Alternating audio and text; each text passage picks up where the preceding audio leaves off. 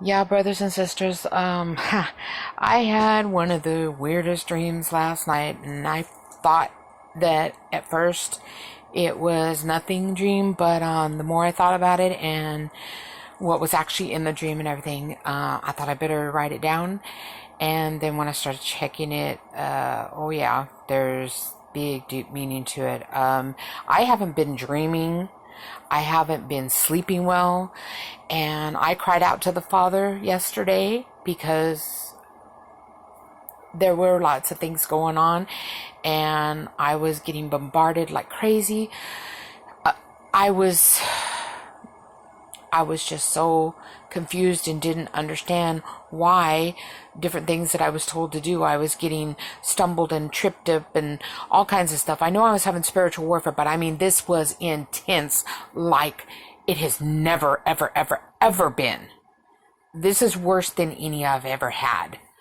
And so I was like, okay, it's something you need to show me, something that you need me to see.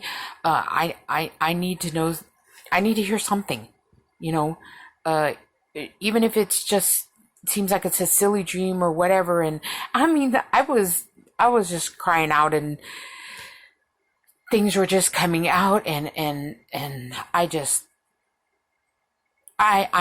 was asking for answers. I was asking for answers, and I know he doesn't owe me anything like that because he's God. But I needed to understand because I was doing all of what I was told, but yet I was having so many things going haywire. And come to find out, listening to other people, I wasn't the only one it was happening to. And I would just had this, like, I don't know, it felt like a crushing feeling, like I was trying to be squashed out like a bug. That's what I felt like. But anyways, this dream was last night, the night of October 7th. And oh Lord, it was just intense. Okay, anyways, and I know it's going to sound strange, but I'll get through this, and then maybe anybody else will get some insight, but I'll share what some things when I did some research, what it could possibly mean also, and what I felt also that it might be talking about. Anyways, me and my fiance and brother, we're going to the store to get something for my brother. Okay. And we were only supposed to spend a certain amount of money. Well, that's in order so we still had money to spend for food. Well, when we got to the register, it turned out to be, and it turned out to be either 147 and some change or 149 and some change.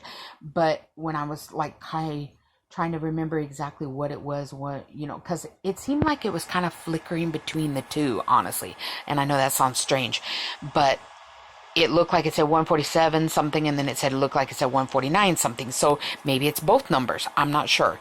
But anyways, and then before I could say that's too much and everything, my fiance swiped the bank card to pay for it.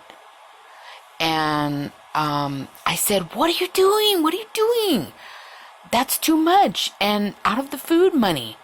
And just so you know, my fiance does not do things like this. He usually asks, "Is that okay? I thought we were only spend a certain amount," or whatever like that. He doesn't just automatically do it. He's not one of those that he just doesn't do that. He's not hasty about things, or, you know, paying for something. He makes sure, or like, well, do we really need this? Or, you know, he just doesn't do that. And he's not going to just do something like that. Anyways, we're kind of arguing and everything about the mistake as we left the store to go to the car. Okay. And the parking lot was humongous. It was probably, I would say, 6 to 8 times bigger than a normal parking lot, like for Target. It was huge. And we were parked more toward the back of the lot. Okay. And this was the strange part. Okay, the car was also parked under a huge, gigantic oak-like tree. This tree was like something huge, like kind of like the redwoods are huge like that. It was really huge, but it was more of an oak type of tree, where it has the big, sturdy, huge, round trunk, and then kind of goes up, and then it makes like an umbrella of shade the way it spreads out, and it covers a lot of area. Anyways, and the tree was casting a very huge shadow over the car and a large area around the car. Okay. And so anyways, my brother was, and this was the funny part, my brother was skipping and singing like a little kid because he got his way, and he was oblivious to anything else. And I'm talking about, he was like, da, da, da, da, da, da, da, da, da, I got what I wanted. Kind of like that. I don't know if anybody knows that tiptoe to the tulip song, kind of like Tiny Tim does. How that frolicky kind of merry, don't have a care in the world type, like that's what he was doing. He was skipping and singing along like that, like da da da da da da, like a little kid would do that doesn't have a care in the world, So I thought that was really, really strange. And then when we got near the car, my fiance got in the car and drove off by himself. Okay. He just left us there in the dark shadow of that tree. Okay. And mind you, this was the only tree in the entire parking lot. Okay. Every parking lot I've ever been to has like I would say 3 to 4 parking spaces. There's like a little area that has like cement and stuff around it and some dirt and stuff in the middle, and there's usually a tree or a little like divider island and stuff, and there's trees. They just don't, they're not just like a wide open parking lot with just parking spaces and then no trees or bushes or nothing. This had no bushes, no trees other than that one huge tree. I thought this was really, really odd. Okay. And then I was thinking, after he drove off and left us there, I was thinking like, wow, really? Really? Okay. And then now we got to walk home, I guess. And I was confused as to why he would leave us there, because he wouldn't do something like that. So my fiance was doing things that was way out of the ordinary, stuff he would never ever do. And my brother was acting strange, like he never ever would act. And I seemed to be the only one that like had a level head on my shoulders. I don't know. It was really strange. And then I woke up. And the sense I got like after this was, it was, I know the numbers are significant, or they seem to be significant. Okay. And the parking lot and the store, okay, the store is kind of like the world maybe, or, maybe the store and the parking lot is kind of the sense I got. I didn't think of it so much as a specific, that all those specific things exactly like a dream was that they meant other things that wasn't just that. When I told the dream to my mom, of course, she gives me something else thinking that it's just specifically for me. I didn't get that though. I had another feeling when I got up, and I was like, okay, at first I kind of, oh, well, whatever, it's just some really weird, silly dream or whatever. But then the more I did, and then asking, okay, and knowing what I had prayed for, what I had talked to the Father about, what I had been going through and different things, and I hadn't been dreaming and things like that.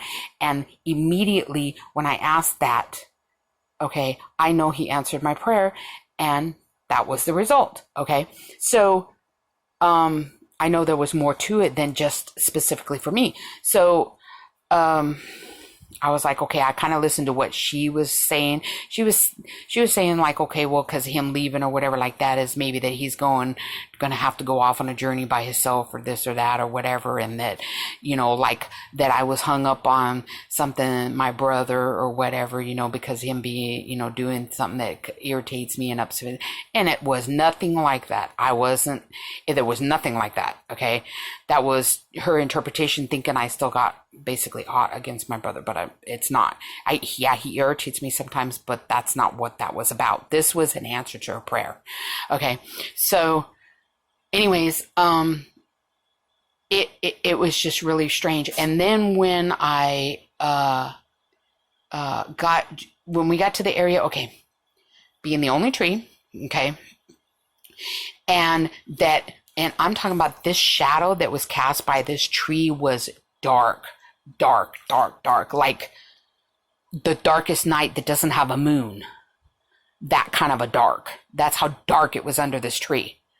And the rest of the area around was kind of light. Okay. But I don't know. It sounds weird, but it kind of seemed like the tree and the darkness was getting bigger and more. Like the tree was growing. Or, I know it sounds strange. But anyways, I was looking for, okay, well, in the off chance, okay, that maybe it's 147 or it's 149, okay, and I thought, okay, that's kind of strange. So I was looking up some, but I know I had got something wrong anyways on this other, because it was going more like a world thing. So there was some interpretations here that I know was not right. I was like, okay, is that right? Is that right? And that, and I'm like, no, and I got that it's not that, okay. But when I was looking and was talking about some different things that relate to that, biblical and all that. Because if you look up, when you're trying to look up an interpretation of something, or like what a certain thing means and everything, if you don't put biblical meaning or something like that, you get some other weird stuff. Anyways, I thought something interesting that did pop up though was the gestation for a sheep is typically 147 days. Okay, that was odd. And then, okay, so when we looked up for the number 147, and this was in the biblical meaning, spiritual biblical meaning and stuff. And it was under theme 12, which was of spiritual authority. Okay, in the genuine. 147 means Father's possession. 149 means defend the faith. So it's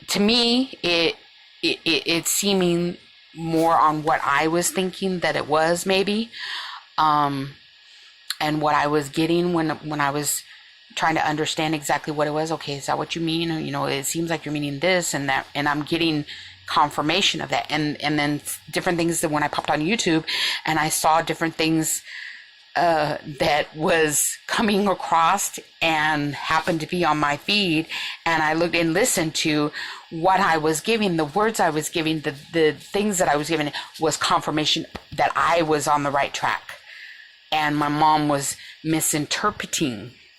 So this is significant, especially in light of all the stuff that's going on right now and the things that have been going on with me. And I have such peace and joy today, and different than it has been. And it's like, I don't know. It's like whenever, you know what, like when you're waiting to go to a party, or you're waiting to go to an event, or you got an old friend coming to see you, or something like that, or you're just excited, just really excited, like, okay, say your dad's finally coming home, or, you know, things like that. You have that giddiness, that happiness, that just overjoy, like you're on top of the world type thing, that feeling that you have, and you're just so happy, and it doesn't matter what anybody says to you, it doesn't even matter, and you just kind of, it's wonderful today. I love it, and all this being confirmed, and it's I don't have much words for it, but that way I really don't have a lot of words for it, but it means something. I don't know, maybe this is also a little piece of what the Father has given to the body itself, and this is a piece of it that actually may go in junction with something someone else saw, and it will make sense. I know it doesn't sound like it makes sense to a lot of people, but it's significant. It's significant. Please, please pray over this. Search, ask the Father. he'll give you what it is. I know there's something, maybe I'm not getting the entire completeness of it, but I know it's something. It's important. So please, pray to him and seek it out. He'll give you the answer. And if you have any insight you want to share with me, leave it in the comments below. And it's almost time to go home. It's almost time to go home. Oh, it's